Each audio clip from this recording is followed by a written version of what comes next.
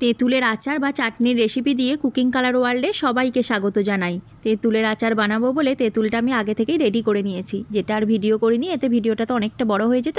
প্রথমেই কড়াই সাদা তেল দিয়ে দিলাম। তেল গরম হয়ে গেলে আগে থেকে ঈষদুষ্ণ জলে তেঁতুলটা ভিজিয়ে রেখে দিয়েছিলাম, সেটা হাত দিয়ে চটকে চটকে বেশ ভালো করে মেখে নিয়ে ছিবড়েগুলো ছেঁকে ফেলে দিয়ে জলটা শুধু ছেঁকে রেখেছি, সেটাই তেলের মধ্যে দিয়ে দিলাম। তারপরে যখন এই জলটা ফুটতে শুরু করলো, তার মধ্যে পরিমাণ মতো লবণ, বেশ খানিকটা কাশ্মীরি লঙ্কার গুঁড়ো, অল্প চিলি ফ্লেক্স আর পরিমাণ মতো চিনি দিয়ে সব কিছু বেশ ভালো করে মিশিয়ে নিয়ে কড়াই ঢাকনা দিয়ে 5 থেকে 7 মিনিট ফুটিয়ে নেব। এই সময় একটু সতর্ক থাকতে হবে, কারণ চিনি আর তেঁতুল একসাথে মিশে কড়ার নিচে লেগে যেতে পারে। তাই 5-7 মিনিট ফুটিয়ে নিয়ে অন্য পাত্রে ঢেলে রেখে দিও এই পাতলা অবস্থায়, কারণ ঠান্ডা হয়ে গেলে এটা অটোমেটিক্যালি ঘন হয়ে যাবে।